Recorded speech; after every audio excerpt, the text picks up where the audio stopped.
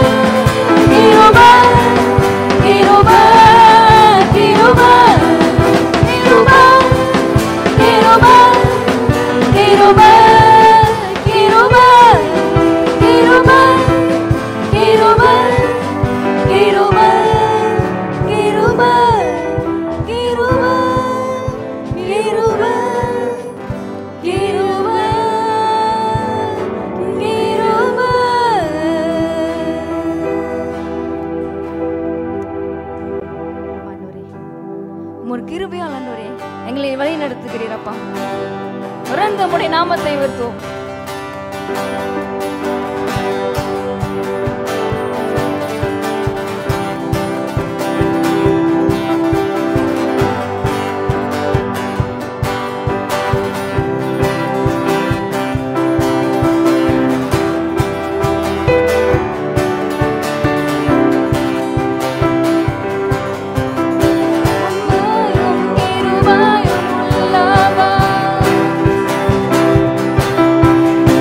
Thank you.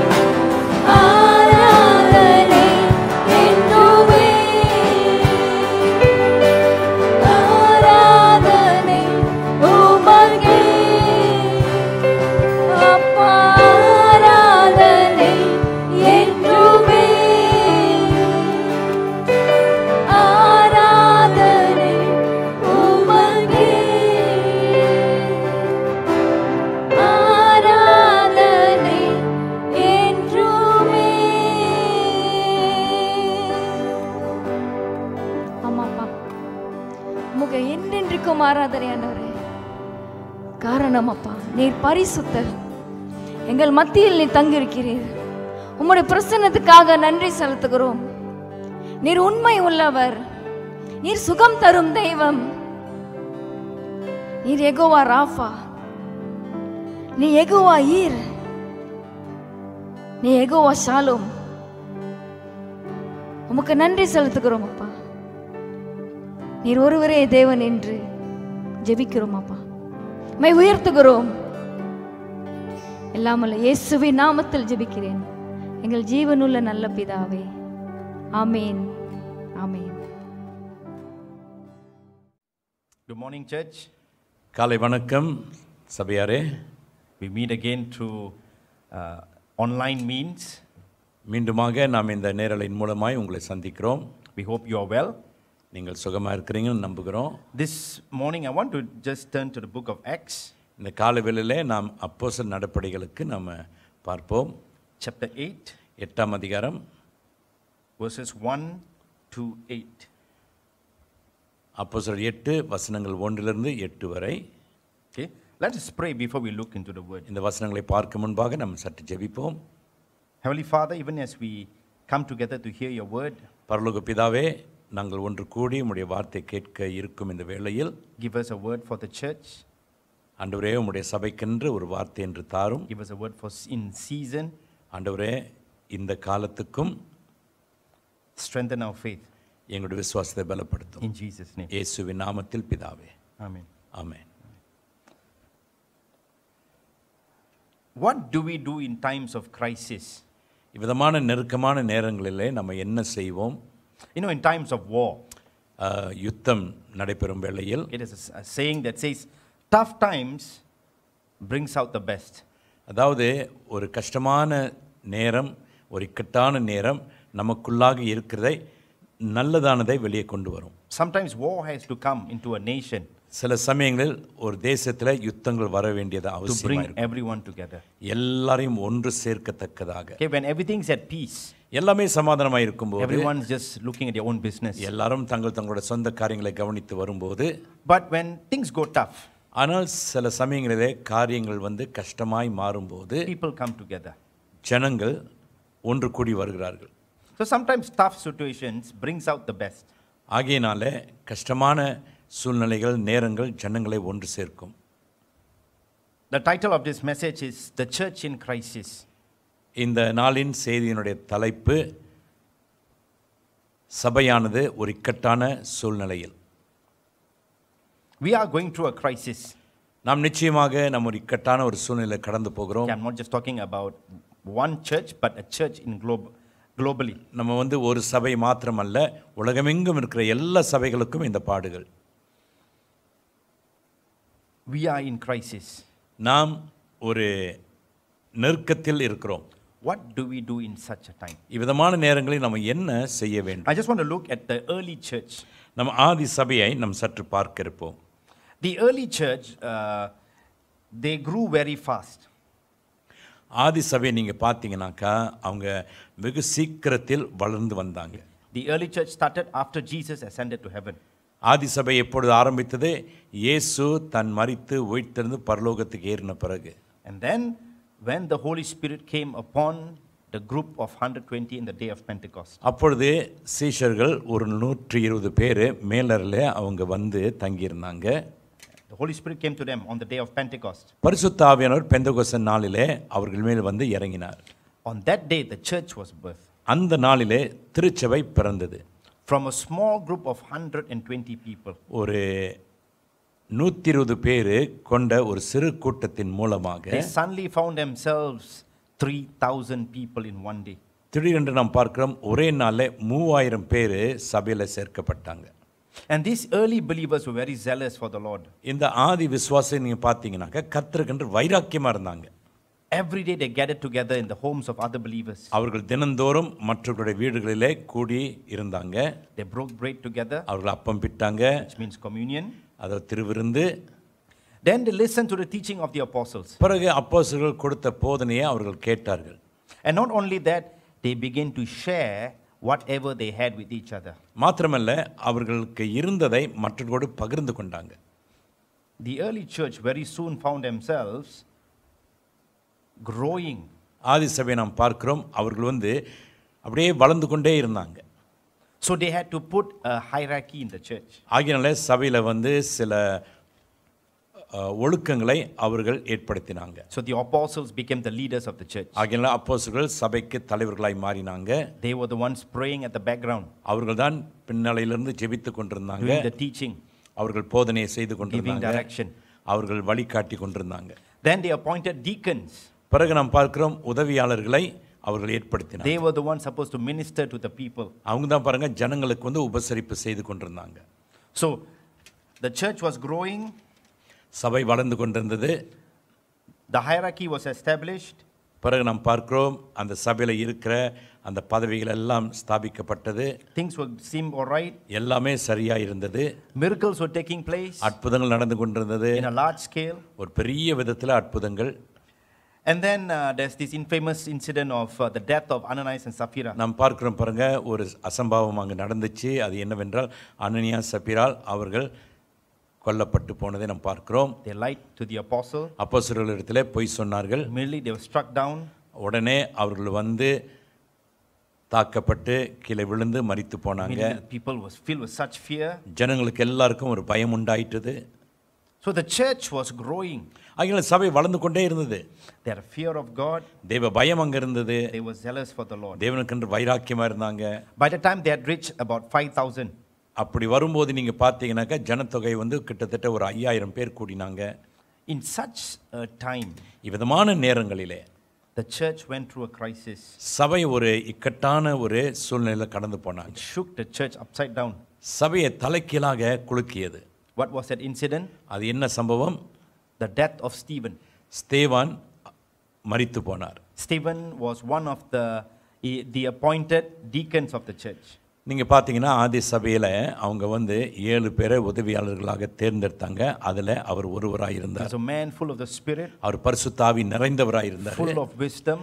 ஞானம் நிறைந்தவர். But because of what he was doing with the people, the Jews were jealous. ஆகினாலே அவர் செய்து கொண்டிருந்த ஊழியத்தை பார்த்த வேளையிலே பேசின வார்த்தைகளை கேட்டபொழுது யூதர்களுக்கு பொறாமை வந்தது. So they stoned him to death. ஆகினாலே கல்லெறிந்து அவரை கொன்றாங்க. And then they begin to hunt down believers from homes to homes. பிறகு நாம் பார்க்கிறோம் பாருங்க அவர்கள் என்ன செய்தாங்கனாக்க விசுவாசிகளை வீடுகள் தோறும் போய் பிடித்து அவர்களை சிறைச்சாலை போட்டாங்க. One of those zealous Jews was Saul. அப்படி இருந்த ஒரு வைராக்கியமான ஒரு யூதர், அவர் பேர் Saul, who we know as Paul. அவரை நம்ம பவுல் என்று அறிவோம். Okay, what he did was he caused the church to be scattered. அவர் என்ன செய்தார்? சபையை சிதற வைத்தார். People had to leave Jerusalem. ஜனங்கள் எருசலேமை விட்டு அவர்கள் வெளியே போக வேண்டியதாக இருந்தது. The church was in Jerusalem at that time. அந்த நாட்களிலே சபை எருசலேமில் இருந்தது. Was thriving, வளர்ந்து கொண்டிருந்தது. but the church suddenly became scattered. ஆனா திடீர்னு நீங்க பாத்தீங்கன்னா சபை சிதறப்பட்டது. They had to be scattered all across Judea. அவர்கள் யூதேயா முழுவதும் சிதறப்பட்டு and across Europe. பிறகு ஐரோப்பா கண்டத்திலும் சிதறப்பட்டு போனாங்க. So a question may arise. ஆகினா ஒரு கேள்வி எழும்பலாம். Why in such a thriving season did God allow the church to be scattered? அதாவது சபை இவ்விதமாக தீவிரமாய் வளர்ந்து கொண்டிருக்கும் போது ஏன் இவ்விதமான ஒரு சூழ்நிலை தேவன் அனுமதிக்கலாம்? Everything is going on well. எல்லாமே சரியா நடந்து கொண்டிருக்கிறது அல்லவா? Why is he scattering the church? ஏன் இப்படி சபை சிதறப்பட வேண்டும்? It will be easy if God reveals to the prophets or to the church what he's about to do.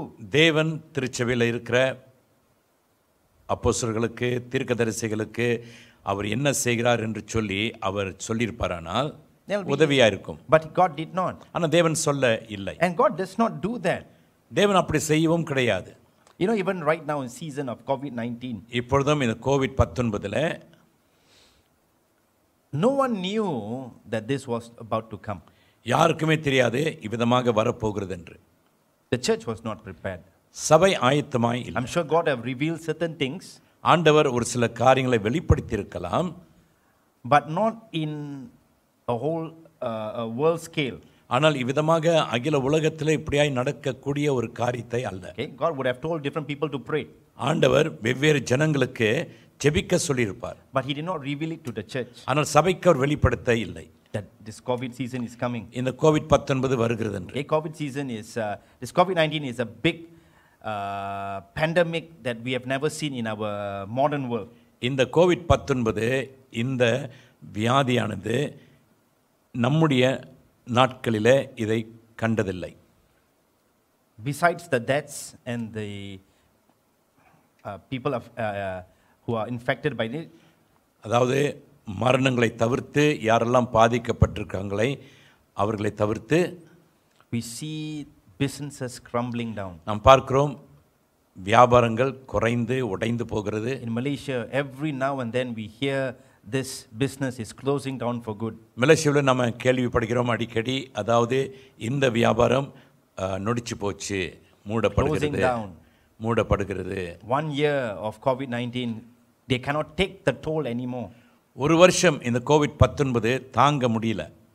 So people are closing businesses down. ஆகினாலும் ஜனங்கள் வியாபாரத்தை அடைத்துக் கொள்கிறாங்க. So economically also we see in the world there is a temporary pause to everything that we've been doing. ஆகினால பொருளாதார ரீதியில நீங்க பார்த்தீங்கன்னாக்க உலகமெங்கும் இவ்விதமான வியாபாரங்கள் ஒரு நிறுத்தப்பட்டிருக்கிறது.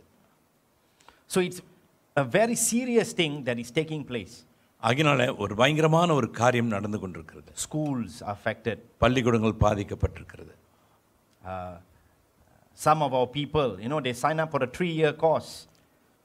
நம்முடைய பிள்ளைகள் 3 வருட படிப்புக்கு சைன் பண்ணியிருக்கிறாங்க. They find themselves going for a few months and then spending the rest of their time at home. நீங்க பாத்தீங்கன்னாக்க சில மாதங்கள் போறாங்க காலேஜுக்கு, பிறகு சில மாதங்கள் வீட்டிலே தங்கி இருக்கிறாங்க.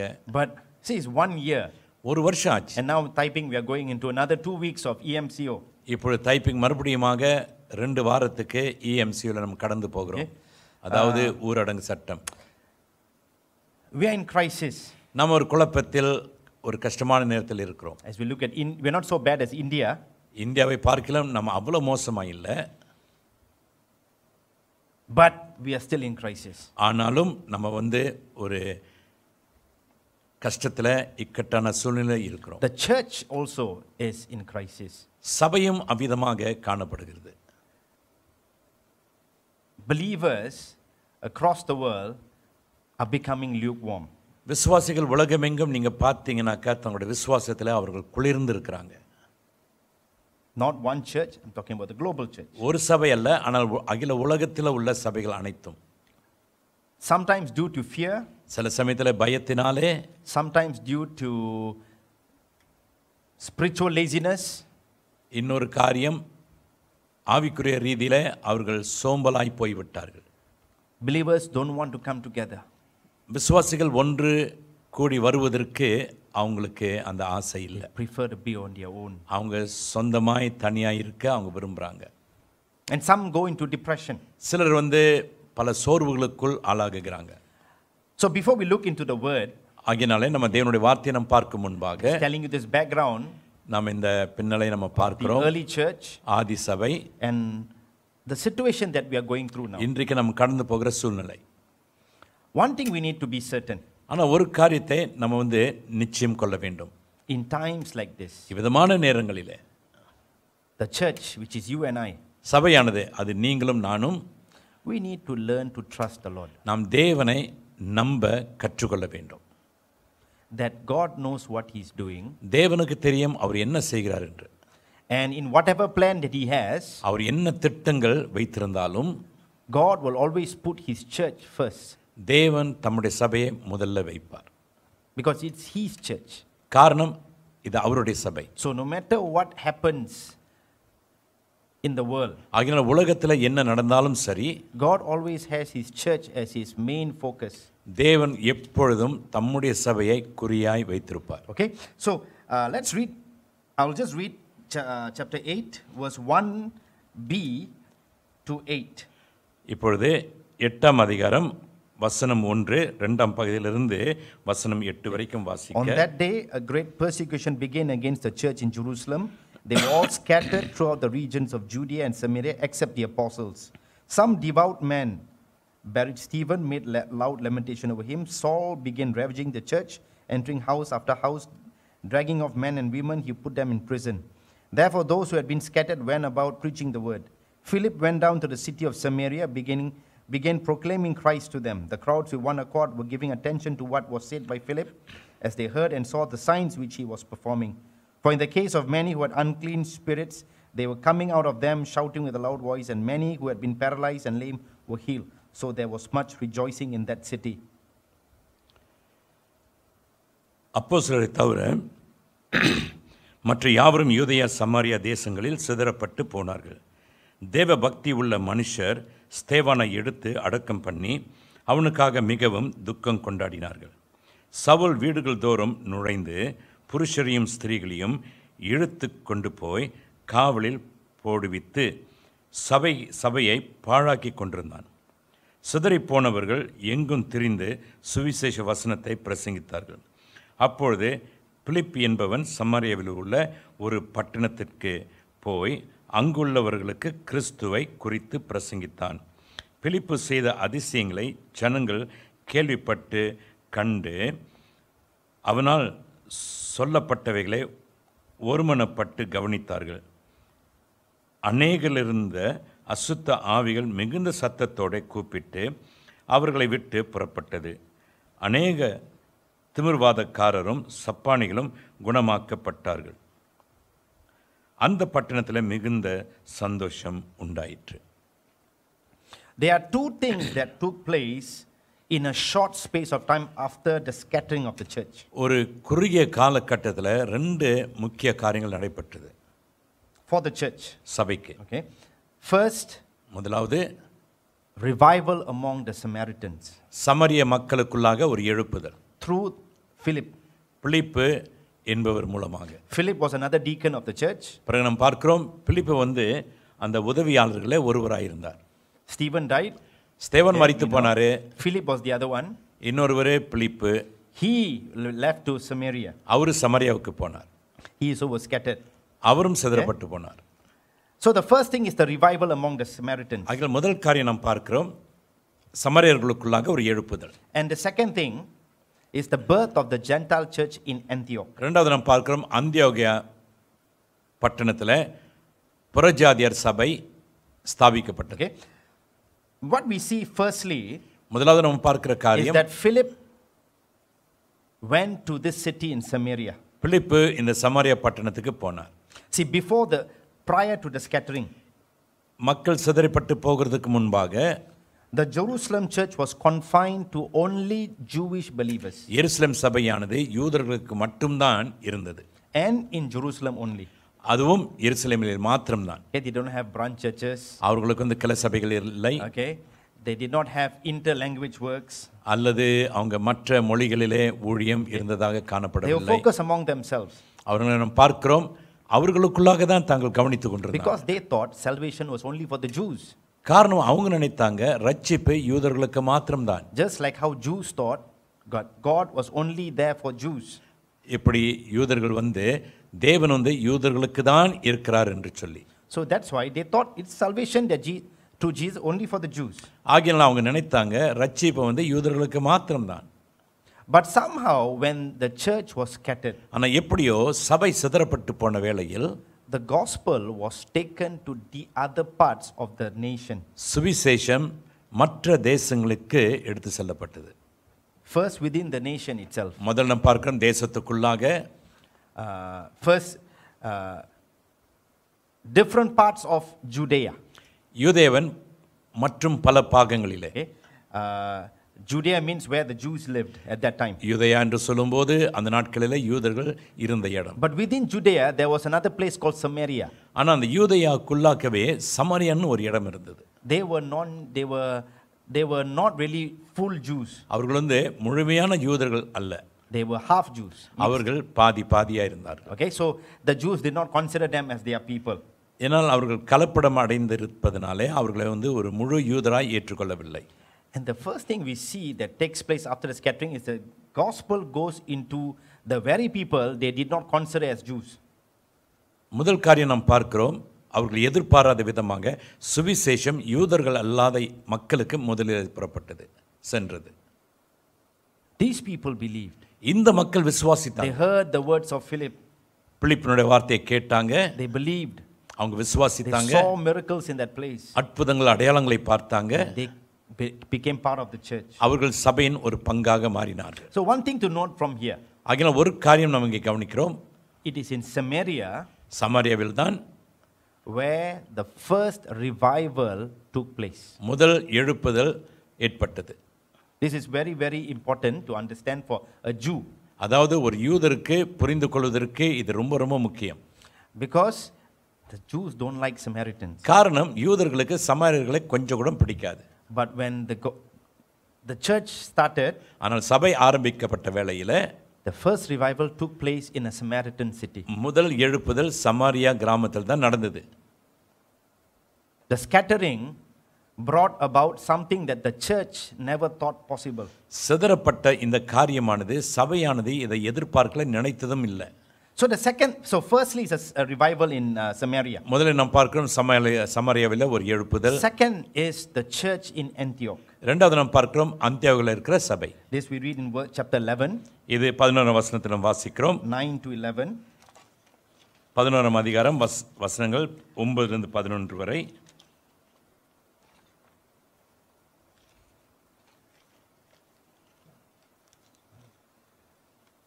Sorry. 19, sorry. 19 to 21, sorry. So then those who were scattered because of the persecution that occurred in connection with Stephen made their way to Phoenicia, Cyprus, Antioch, speaking the word to no one except Jews alone. But there were some of them, men of Cyprus and Cyrene, who came to Antioch, began speaking to the Greeks, also preaching the Lord Jesus. And the hand of the Lord was with them, and a large number of believed turned to the Lord. அப்போஸ்தலர் 11ஆம் அதிகாரம் வசனங்கள் 19 21 வரை. ஸ்தேவான் நிமித்தமாய் எழும்பின உபத்திரவத்தினாலே சிதறப்பட்டவர்கள் சுவிசேஷ வசனத்தை யூதர்களுக்கு அன்றி மற்ற ஒருவருக்கும் அறிவியாமல் பிணைக்கை நாடு, சீப்ரு தீவு, அந்தியோகிய பட்டணம் வரைக்கும் சுற்றித் திரிந்தார்கள். அவர்களிலும் சீப்ரு தீவாரும் சிரேனே பட்டணத்தாருமாகிய சிலர் அந்தியோகியா பட்டணத்துக்கு வந்து கிரேக்கருடனே பேசி கர்த்தராகிய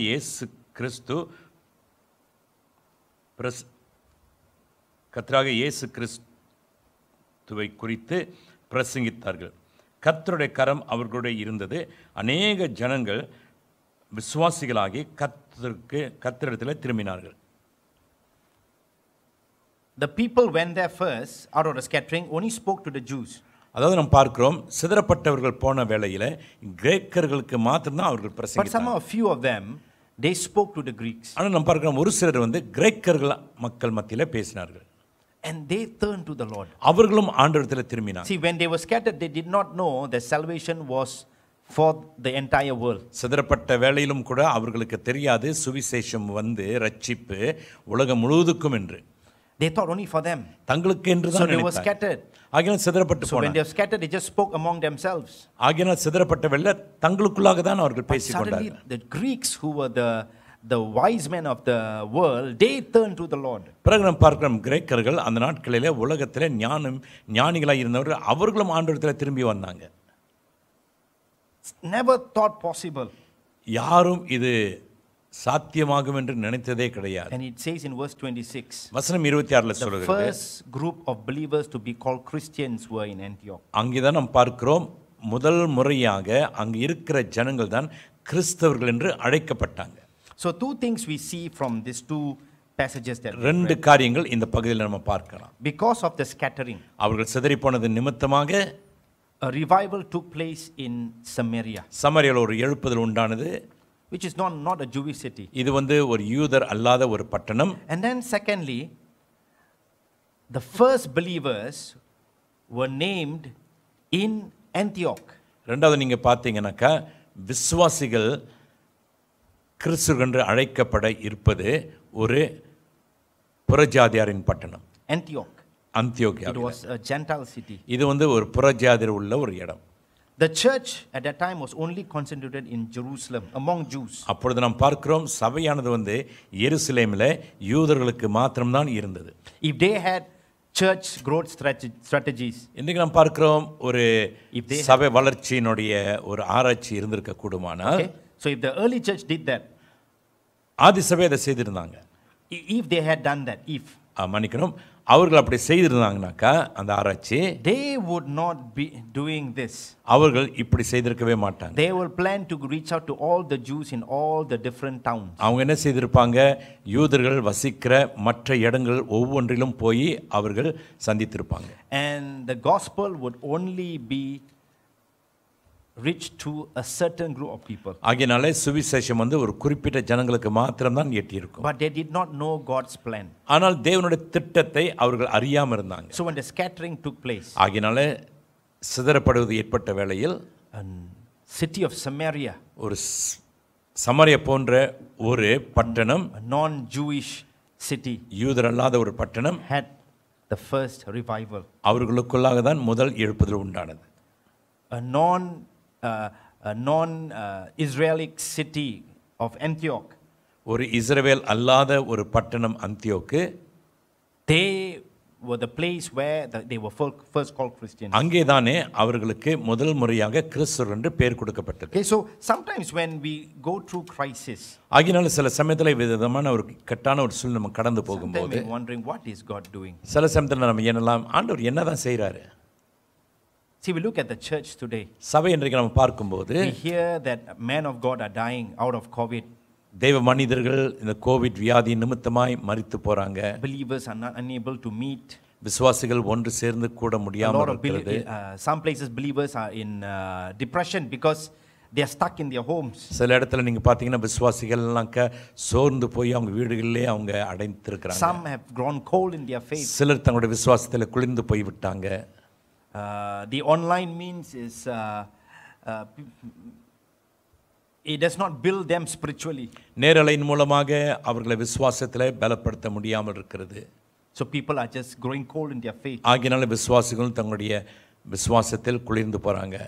But as we look at these two passages, ஆனால் இந்த ரெண்டு பகுதியை நம்ம பார்க்கும்போது we understand this: God is in control. இதை நம்ம அறிந்து கொள்ளலாம், தேவன் எல்லாவற்றையும் தன்னுடைய கைக்குள்ளாக வைத்திருக்கிறார். So church, if you are watching this morning, ஆகினால் திருச்சபையே இதை நீங்க கவனித்துக் கொண்டிருப்பீங்கன்னா, God is doing something in our midst. தேவன் ஏதோ ஒன்று நம்முடைய மத்தியில் செய்து கொண்டிருக்கிறார். Something new, புதிதான ஒரு காரியம், specially made for His church. விசேஷமாக தம்முடைய சபைக்கென்று அவர் ஏற்படுத்தியிருக்கிறார். We do not know what He's doing. நமக்கு தெரியாது அவர் என்ன செய்கிறாரு. That is why it's a crisis for us. ஆகினால் தான் நமக்கு இது ஒரு இக்கட்டான ஒரு கஷ்டமான நேரம். God is planning something. தேவன் ஏதோ ஒரு காரியத்தை திட்டமிட்டு And this கொண்டிருக்கிறார். is not a time to grow cold in our faith, இந்த விதமான காலத்தில் நம்ம விசுவாசத்தில் குளிர்ந்து போகக்கூடாது. but a time to share the love of God. நாம் தேவனுடைய அன்பை மற்றவர்களுக்கு பகிர்ந்து கொள்ளக்கூடியவர்களாய் இருக்க வேண்டும். Not only with the people that we want to share, நாம் பகிர்ந்து கொள்ள ஆசைப்படுகிற ஜனங்களில் மாத்திரமல்ல, but the people that we never thought possible. நம்ம நினைக்காத ஜனங்கள், இவங்க ரட்சிக்கப்பட மாட்டாங்க என்று சொல்லி நினைக்கிற அந்த மக்கள் மத்தியில், Before the scattering, இந்த சிதறிப்போன சம்பவத்துக்கு முன்பாக the church was only in Jerusalem சபை எருசலேமில் மாத்திரம்தான் இருந்தது, to the Jews. யூதர்களுக்கு மாத்திரம்தான். After the scattering, ஆனால் சிதறி போன பிறகு the church became a worldwide move சபையானது உலகமெங்கும் பரவியது, to all races. எல்லா இனத்துக்கும். And today the church is not a Jewish thing anymore. இன்றைக்கு சபையானது ஒரு யூத காரியம் மாத்திரம் There கிடையாது. are more non-Jews in the church than the Jews. இன்றைக்கு நாம் பார்க்கிறோம், யூதர்களை காட்டிலும் யூதர்கள் அல்லாத மக்கள் தான் சபையில் நிறைந்திருக்கிறாங்க. So we need just probably discern and see what God is doing. ஆகினாலே நாம் சற்று கவனிக்க வேண்டும், பகுத்தறிய வேண்டும். God is doing something. தேவன் ஏதோ ஒரு காரியம் செய்கிறார். Maybe it's time that the majority of these people in this land will come to know the Lord. நாம எதிர்பார்க்கலாம், இவ்விதமான நேரத்தில் இந்த தேசத்தில் இருக்கிற ஜனங்கள் ஏராளமானவர்கள் அவர்கள் ஆண்டவர் அறியலாம். We do not know what God's plan is. தேவனுடைய திட்டம் நமக்கு தெரியாது. But if He's doing something, He's doing it for the good of His church. அப்படி தேவன் இப்படி செய்வாரானாக்கா தேவன் தம்முடைய சபையினுடைய நன்மைக்காக செய்கிறார். Sometimes crisis is good சில சமயத்தில் விதமான நெருக்கங்கள் நல்லது, because it will bring the best of His church. காரணம் அவருடைய சபைக்குள்ளாக இருக்கிற சில நன்மையான காரியங்கள் வெளிப்படும். It may be a difficult season, ஒரு கஷ்டமான காலமாக இருக்கலாம், but God has His way. தேவன் தம்முடைய வழியை His plan. வகுத்திருக்கிறார். அவருடைய திட்டங்கள், His people. அவருடைய ஜனங்கள். The church belongs to Him, சபை அவருக்கு உரியது. and God knows what He's doing. தேவனுக்கு தெரியும் அவர் என்ன செய்றாருன்னு. It's not a time for us to take a step back in our faith. நாம் நம்முடைய விசுவாசத்திலே சற்று நம்ம பின்தங்கி பின்னால போகுவது கிடையாது. It's a time to move on. நம்ம என்ன செய்யணும்? நம் முன்னே செல்ல வேண்டும். Something is going to happen ஏதோ ஒரு காரியம் நடக்க போகிறது in this nation, இந்த தேசத்தில், in the world. உலகத்துல God is building His church. தேவன் தம்முடைய சபையை கட்டி கொண்டிருக்கிறார். Let us pray. ஜெபிப்போம். Heavenly Father, பரலோக பிதாவே, teach us to trust in You. உம்மை நம்ப எங்களுக்கு கற்றுத்தாரும். You are the Lord of Your church. நீரே உம்முடைய சபைக்கு ஆண்டவர். Build Your church. உம்முடைய சபையை கட்டும் And ஆண்டவர். for everyone who's listening this morning, ஆண்டவரே, இந்த காலை வேளையிலே இந்த செய்தியை கேட்டுக்கொண்டிருக்கிற ஒவ்வொருவரையும் build Your church in each family. ஒவ்வொரு குடும்பத்திலும் உம்முடைய சபையை நீர் கட்டுவீராக. Strengthen each family with Your word, ஆண்டவரே, உம்முடைய வசனத்தின் மூலமாய் ஒவ்வொருவரையும் நீர் கட்டி பலப்படுத்துவீராக. so that they can cause a revival in their midst. அப்பொழுது அவர்கள் தங்களுடைய ஜனங்கள் மத்தியிலே அவர்கள் ஒரு எழுப்புதலை உண்டாக்குவார்கள். Wherever we are, நாங்கள் எங்க இருந்தாலும் சரி, use us எங்களை பயன்படுத்தும். in Jesus' name. இயேசுவின் நாமத்தில் பிதாவே. Amen. Amen. Amen. God bless you. கர்த்தர் உங்களை ஆசீர்வதிப்பாராக.